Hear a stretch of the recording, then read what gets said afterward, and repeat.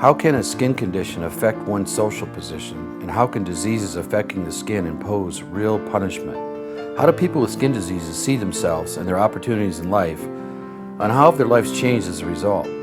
How do people cope with having bodies or diseases that aren't normal in our culture?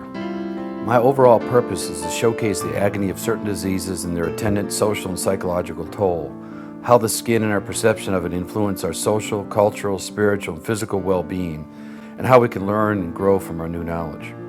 In this film, we go deeper, beneath the surface, into how we deal with certain diseases, the social and psychological issues of skin, and how the skin reveals and communicates our wishes and burdens. How does skin color, disease, or irregularity affect social position, self-esteem, and a person's opportunities in life? How does our skin in all its glory and vagaries manifest itself in our lives and culture? What is acne and who gets it? From a physical point of view, acne is due to hormonal imbalance and subsequent overproduction of sebum that plugs follicles and creates microenvironments that allow overgrowth of certain pathogens. So we get plugged pores, which are called blackheads and whiteheads, pimples, and even deeper lumps, which are cysts or nodules, and they can occur almost anywhere on the face, neck, chest, back, shoulders, and upper arms. Regardless of race or ethnicity, acne affects almost all teenagers to some extent. Many are able to manage their acne with over-the-counter or non-prescription treatments. For others, acne is more serious. By their mid-teens, more than 40% of adolescents have acne severe enough to require some physician treatment. My name's Kelly. I have severe cystic acne. It's where you have very large, red, angry bumps all over your skin. I've had acne since I was in 9th grade, about 8 years now. The earliest memory I have is when I went into high school and it started on my face and just spread to my arms, my back, my neck. The most recent memory I have is I had a baby, and towards the end of my pregnancy, my face just broke out terribly, and I couldn't take anything for it. There wasn't anything that I could do. I'd like to think I got this disease from my mother, but hers wasn't nearly as severe as mine is, so I don't know if it's my eating habits or what it could be. On my worst day, I'm not wearing makeup, so the whole world can see what my skin looks like. I think acne it's an infection in the skin, and it just spreads until you can do something about it. On my worst day, I feel unattractive and insecure about my skin. On my best day, I'm going out somewhere. I try to look nice. I hide it. It doesn't help when I talk about it. It's embarrassing. I can read about it, and it gives me more information as to why I have it, and advice on how to get rid of it, how to clear up your skin, but it doesn't help much. It didn't help much when I tried to get a prom date. No, I mean, socially, no. My friends accepted me, my family accepted me, but it was just always more of a personal problem and issues with me. It hurts to look at magazines and movies and see people with really nice skin. And then I have to look in the mirror and see my skin. You put me on some doxycycline and gave me some face creams. Tretinoin, I think, was one, and I think this is the clearest I've ever seen my face in years, to be honest. But other than that, nothing's really improved the quality of it at all. There was definitely some name calling in school, and I don't know, my brothers and sisters would pick on me because I definitely had it the worst out of the family. But no one was too harsh. I think it was just a touchy subject. No one really brought it up too much because I was really sensitive about it. But for people that I didn't know, that I went to school with, it was pretty harsh. It was brutal. Whenever I got into a fight with a friend, it was the first thing that got thrown in my face. The worst insult, I was actually in 11th grade. I was in math class, and a kid named Cody looked at me, and I don't remember how it started exactly, but he said something about how it looked like I had hot grease thrown on my face. That one hurt. Acne, it makes me sad that this is what I have to look in the mirror every day. I have to live with this every day, and I have to watch as it gets worse, and then I have to see the damage that it does. Yeah, I deal with people on a daily basis, and it's frustrating to not look my best and not even have the option to. I worry about my son having acne. I don't want him to have to go through what I went through growing up. So if Accutane works for me, if he expresses interest in it, I would very much like for him to try it if he has these issues. I've outweighed the good and the bad, and I ask myself, do I want to go through maybe a few side effects for a few months, or do I want to deal with this the rest of my life? And I decided to go with the Accutane. Having acne made my teenage years pretty rough because I already have to deal with all these emotions and hormones, and then I have to feel even worse about myself because my skin doesn't look like everyone else's skin. I can't cover this up, I can't hide this. When I see people that have the same disease, normally it isn't nearly as bad as mine, so I'm jealous as to why it affected me so much worse than it affected them and what they're doing to help their problem. But I feel sorry for people that have it because I know what they're going through, and it sucks, it really does. The only advice I can give to people is don't wait 9 or 10 years to take care of the issue. Go see a dermatologist, go see someone that can help you with your skin. Don't wait till your skin looks like this to do something about it. Perhaps more than any other primarily teenage disease, acne produces more psychic and often physical discomfort than any other disease. At a time when self-consciousness may be at its zenith, acne can knock down a susceptible teenager's self-confidence when this dreaded hallmark of adolescence brings on the skin eruptions.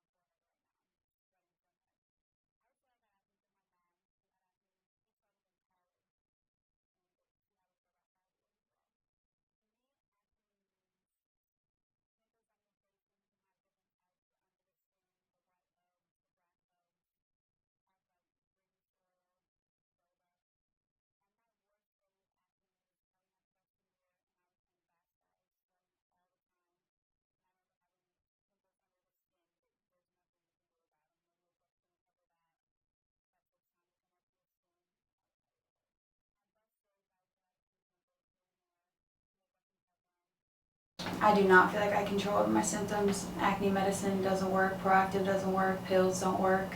It's just, if I wake up that morning and there's nothing on my face, I'm happy.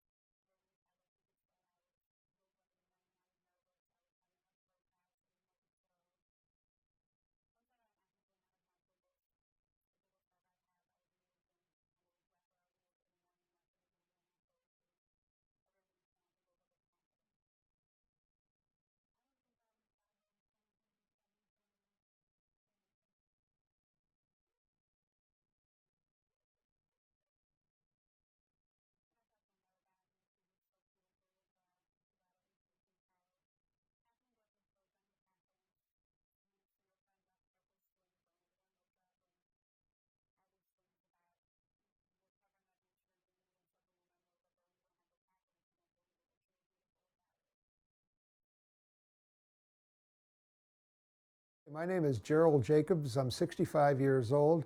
And I have a condition called scleroderma, or systemic sclerosis, that affects mostly the organs and the connective tissue of my body. Earliest memory really was in right around Thanksgiving time in 2008. I didn't have much of an appetite. It's the first time in my whole life.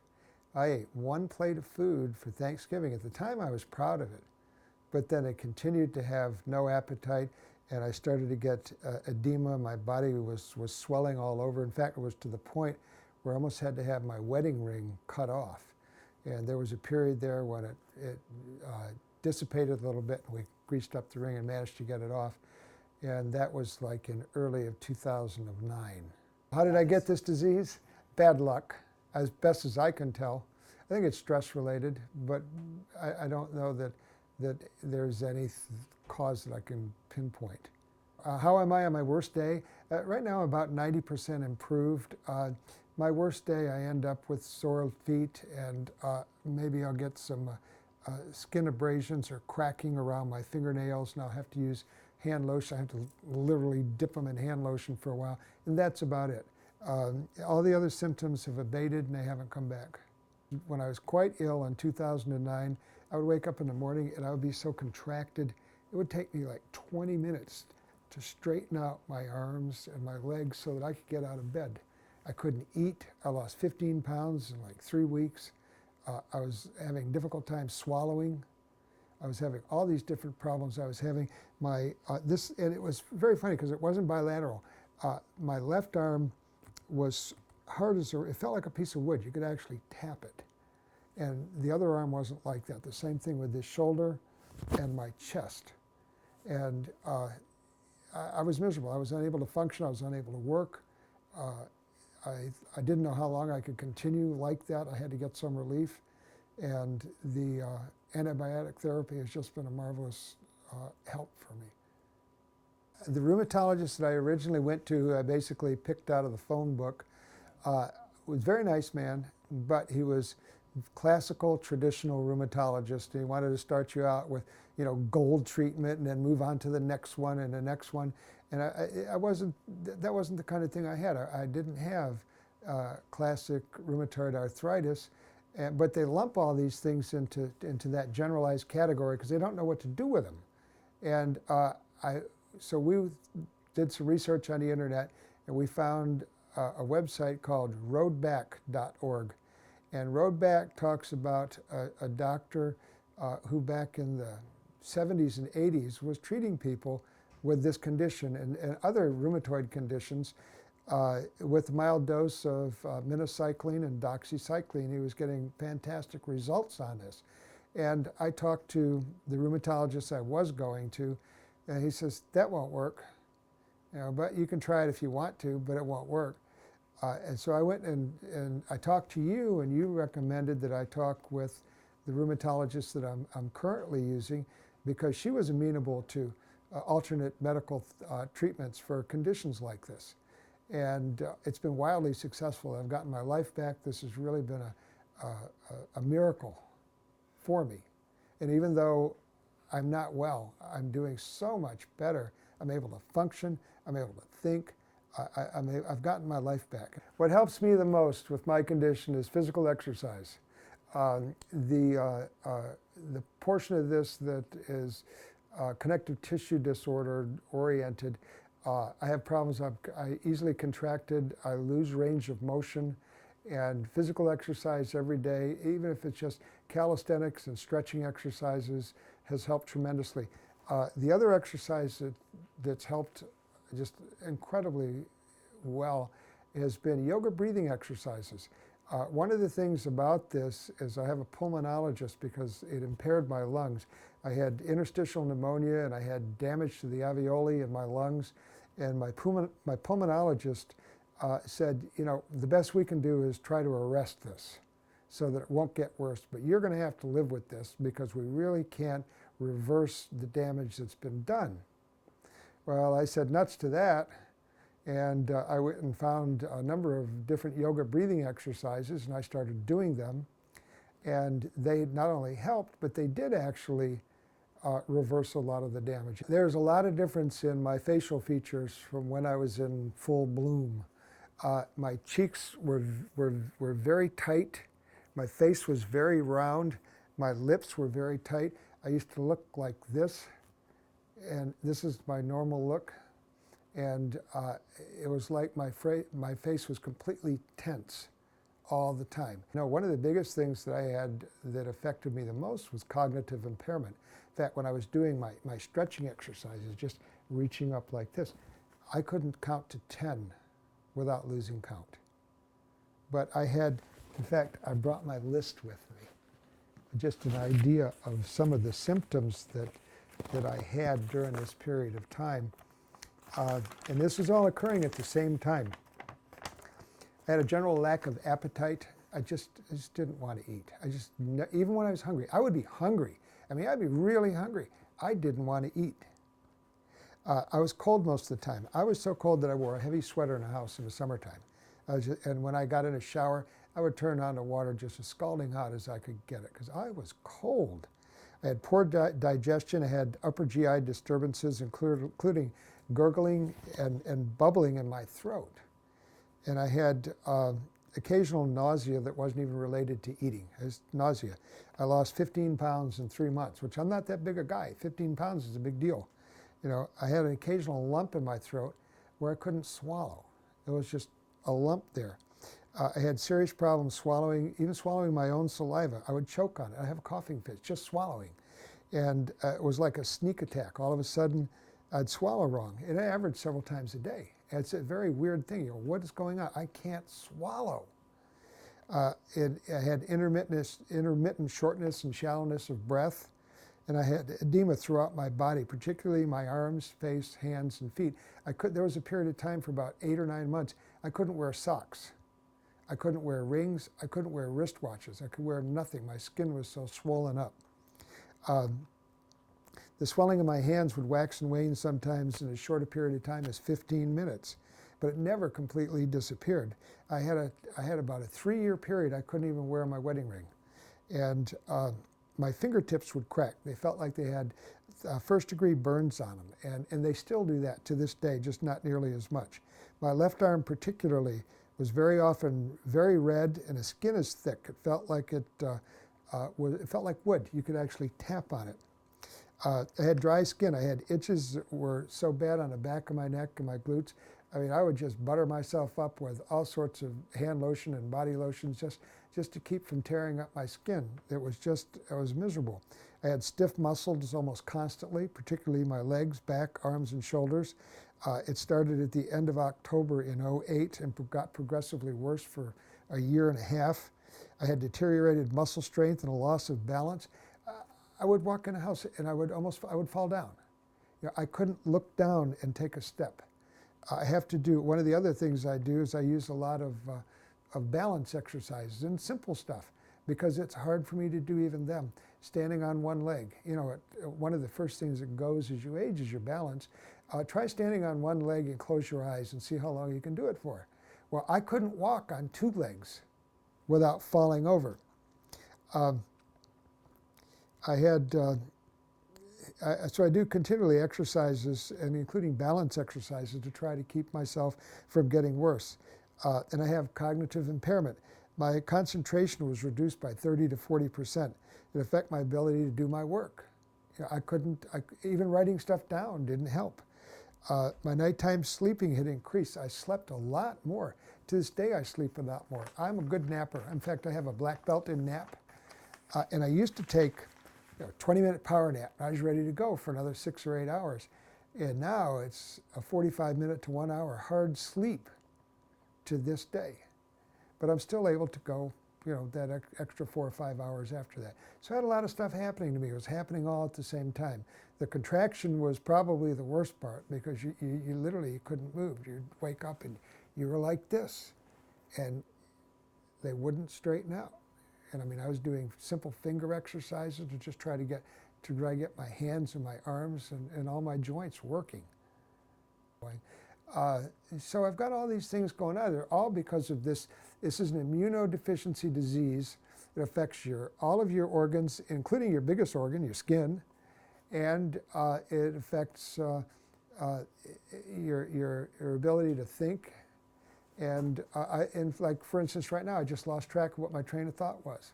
A lot of people try to say, oh, it's because you're getting older. Well, I never used to be like that. It was only 5 years ago. There's hope. Call me, email me.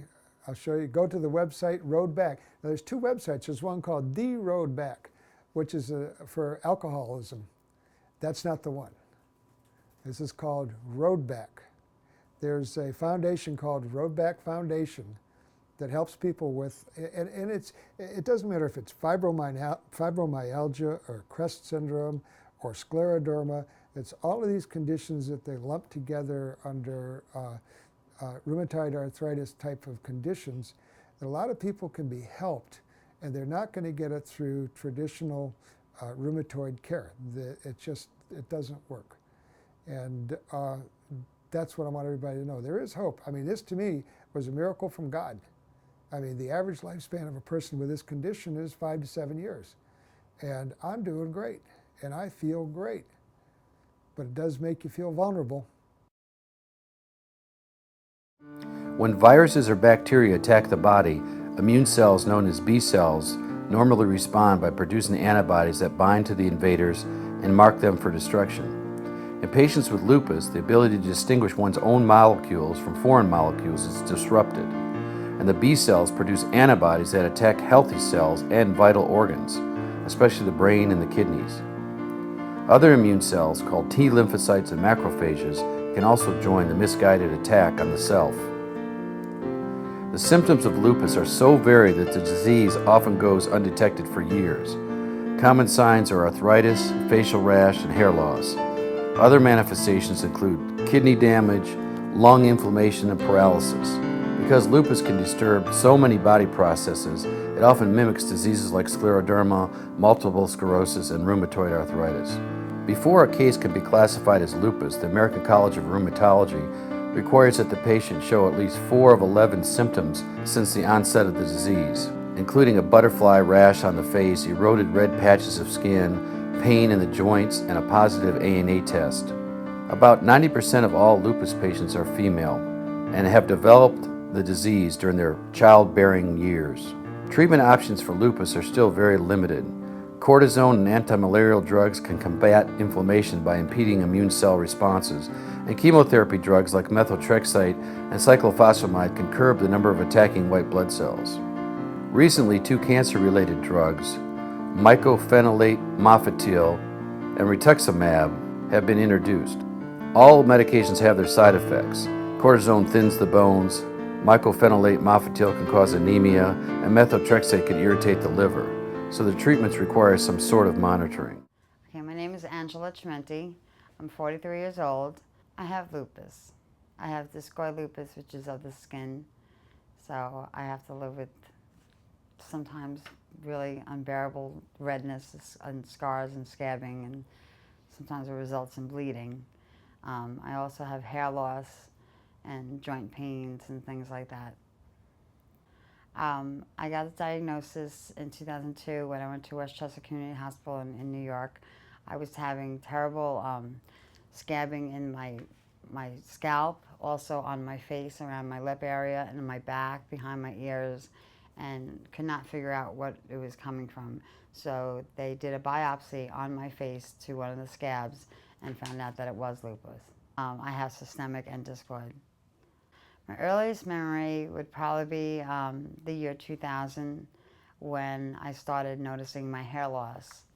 And from then it started to where I was getting redness of the skin and scabbing, and it was so bad that I would wake up with blood actually on the pillow from behind my ears to from my scalp and also from my face. Well, it made me feel not so pretty. It was hard to take. It was very painful. You know, it was very hard to look at yourself in the mirror. You know, and of all things, it had to be on my face, so it wasn't something that I could actually hide very well without makeup. And makeup really didn't help as much as I would liked it to. But you know, it was very hard. At the time, I was married with 2 children. They were very young at that time. They were about 2 and 4. So I was a very busy mom and the fact housewife. It slowed me down a lot, and it kept me from going out and socializing as much as I like to, because I'm a very sociable person. So it kept me from doing a lot. You know, you wake up in the morning and you're stiff, you know, and it takes a lot to work out those pains. So that's why I refer it to kind of close to arthritis. But I get very tired. You know, it's hard to do the things that I want to do. It's holding me back from enjoying the life that I really would like to enjoy. On my worst day of having lupus, bedridden, really hard to motivate, extremely tired, extremely sore. A very bad day is when I have both acting up at the same time, where it's, you don't want to go outside, you don't want to do anything. It's holding you back from enjoying life. I don't feel like I have control over my symptoms. I feel like I've learned to live with them. When I first was diagnosed with lupus, they had given me a medication called Plaquenil, which made me terribly sick. And I don't know, for me, the way I look at it, 2 weeks later, I'm in the hospital receiving a liver transplant. And by the grace of God, I got a liver transplant within 24 hours. It turned out that the man that, again, by the grace of God, that he had the same blood type and same everything, same matches, had gotten a fever. So the liver department made a choice. Let's give the mother of 2, a young 32-year-old mother of 2, his liver, which was great on my part. And then 2 days later, he was able to receive his liver also. So it worked all around. But I believe that the Plaquenil did play a really big role in me having the advice that I would give other people with lupus is knowledge, and not to let it get you down. Learn as much as you can about it, and take charge of it. You know, don't let it hold you back. Hi, my name is Amanda Johnson. I'm 8/22/90. I'm 22 years old. My most recent memory of this disease is every day, you know, seeing how new lesions are popping up, more hair is falling out, you know, more bodily deformities that I can't explain. So I can say there's something new that happens to me every day.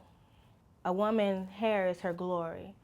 So to have big bald patches in your head and have to wear artificial hair all the time to cover it up is, I guess, it's depressing. I became very self-conscious. I just started trying to find ways to hide it so nobody would really know what I was going through.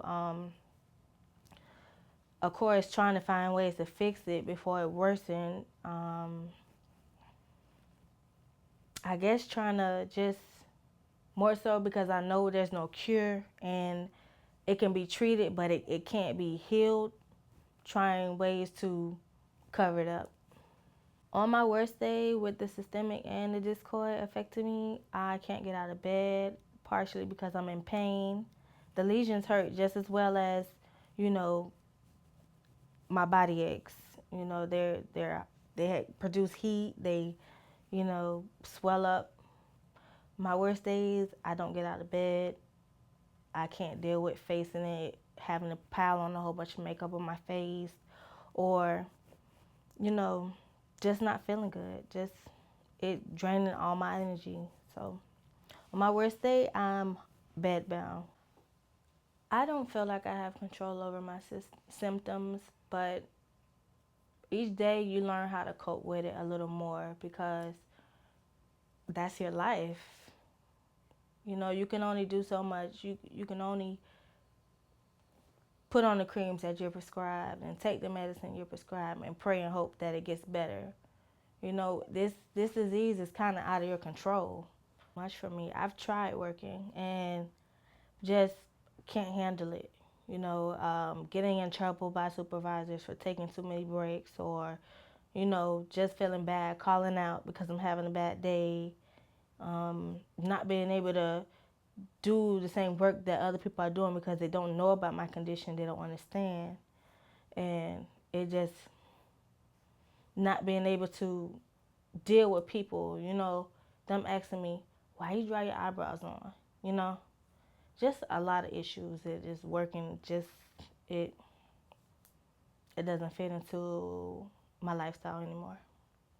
I have a boyfriend I've been involved with for about 2 years, and he's never seen me without my makeup. Um, Children and stuff, I know there's a lot of difficulties with that, so I don't even get myself. I don't even really go that way because I know there's a possibility that I can't. So I'm not perfect because in our culture, not African American, just American culture, they put you in a category. You know, looks, body type, you know, not even so much as talent. It's based on your appearance. You cannot know how to sing a note, but if you look good, you win American Idol. So for me to know that I'll never be quote unquote pretty in my natural state with my disease, it's hard. I could be the sweetest person in the world, but they're not gonna look past this. This is what they see first. So, it's a shame that people are shallow, that this world is shallow, but it is what it is.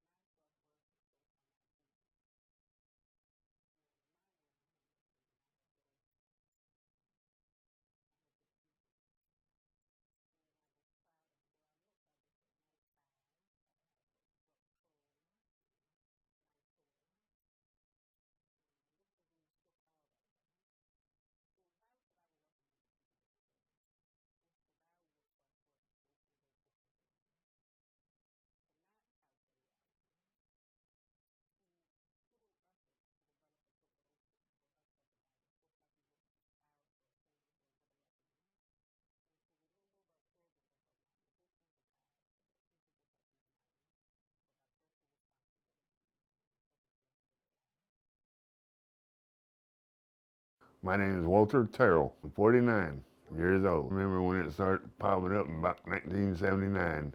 I got this disease from working in the sun for 15 years without no shirt or nothing to cover it up.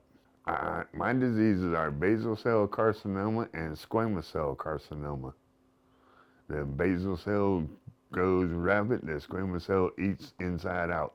I had lockjaw twice, and they took out 2 cysts from them. I first saw these diseases coming up when I was 20 years old, 21, 20. Then the doctor said they can cut them out. So I said, all right, have at it, cut them. But when you cut one, it runs somewhere else. I was told that I had a syndrome when I was on my 2nd round of chemotherapy. They said it's not just cancer, it's a syndrome. It's going to run, and they'll have to catch it or do their best to get it. I have issues with my eyes of having cancer in both of them. They can't cut them out, so I don't know how we're going to deal with how I'm going to have it done, but I will check on that in the future. My worst day is hardly ever. As long as I'm able to get up for the day, it's a blessing in disguise. I know I've been in all kinds of trouble, but other people have it worse than I do. And every day, best days to me is the same, being able to get up. I don't let my disease get me down. All I can do is live one day at a time. I feel like I have complete control over my life because I do not let none of my diseases let me go down. I always think positive, not negative. So earlier you talked about what you think, how you got the disease, but what do you think brought on your disease? In other words, was there a genetic part? I'm looking at nature versus nurture. Was there a genetic part to this disease? I think the way I got this disease was being out in the sun too long.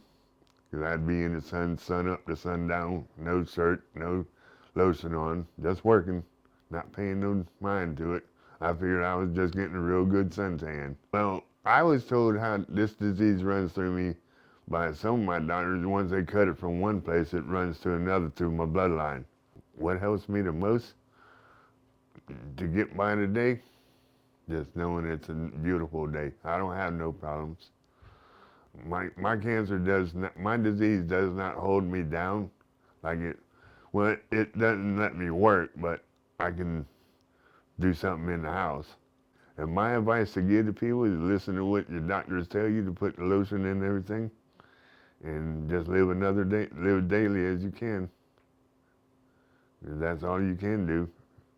I would tell young people tanning is great, but it could be hazardous to their health, and to use a lot of sunscreen lotion. Neurofibromatosis is a neurocutaneous disorder that is separated into 2 distinct entities. NF type 1, also called von Recklinghausen's disease, was first described in 1882 by the German pathologist Friedrich Daniel von Recklinghaus. It's the more common type, accounting for up to 90% of the cases.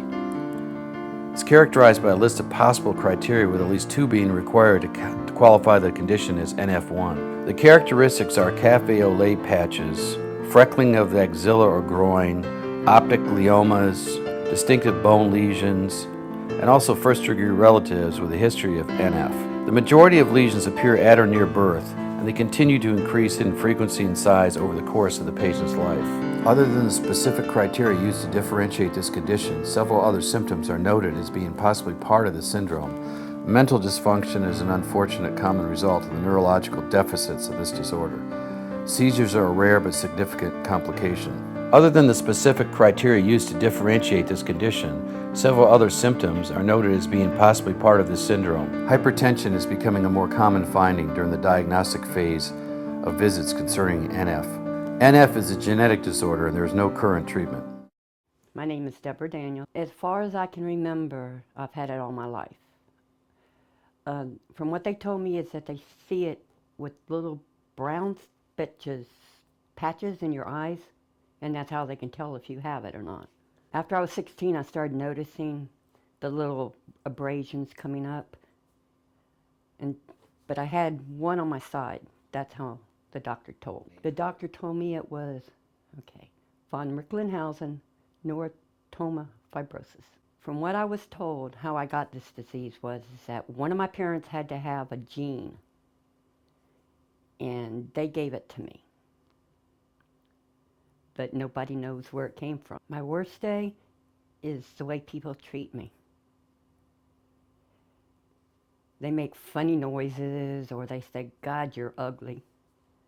And all I can say to them was, "Sorry, I was born this way. What's your excuse?" People make fun of you and all that on the worst days I have. You've told me some stories, and I appreciate you being here and telling us about these. But you told me some stories earlier about some guy in particular that was kind of ridiculing you. Yeah. Two guys came into where I worked, and he walked by and said, "God, you're ugly." I said, "Are you married?" He goes, "No." I said, "Do you have any girlfriends?" He said, "No." I said, "Well, I'm on my fourth husband." And at that time, two of my friends came up, and they had heard what he had said to me, and each kissed me on the cheek and said, "When can I see you tonight?" I said, "Okay, you're at 8, you're at 9, but please don't tell your friend. Tell my husband, he'll kill all of us." On my best day, people take me as who I am. I've had some really good friends that don't even see it. But they also get, they know me. That I look at this at times as a gift, and sometimes not. I'm just me. If people can't take me for it, the heck with them. The days that you take it as a gift, what's that like? I get to explain it to people. I had a lady come up to me and ask me how I deal with it, because her 2-year-old son has it. I get emotional about kids. I said, "Well, you got to tell them to take one day at a time and be the best you can. And his true friends will know him. And the other friends, they don't like him, push them to the curb. They're not your friends." What are the symptoms? My eyesight is going. I have a bowed leg, which is one of the symptoms. My teeth are messed up. And that's about all I could find on it, is that what they say is wrong. I've avoided going to class reunions, going out with my friends, going to social gatherings with them. It's just, I know I shouldn't. I know I should just say to hell with people. If they don't like me, don't look. And I think I'm getting better at it in my older age. I've suffered from depression a lot of times. I've tried to overdose on pills. I've tried to slit my wrist. I tried that once, and I went like that, and I said, "Ouch, that hurts." I said, no razor blades or knives, Was it correlated at all with your NF at the time? You just start off the sentence, say, you feel like it was related to It was getting worse? the NF was getting worse, and it was related to that. I just gave up. I said I didn't want to live no more. What should I? And I mean, every time I tried for something, it was always knocked down. So luckily I had two good friends that broke the door down and came in and helped me out.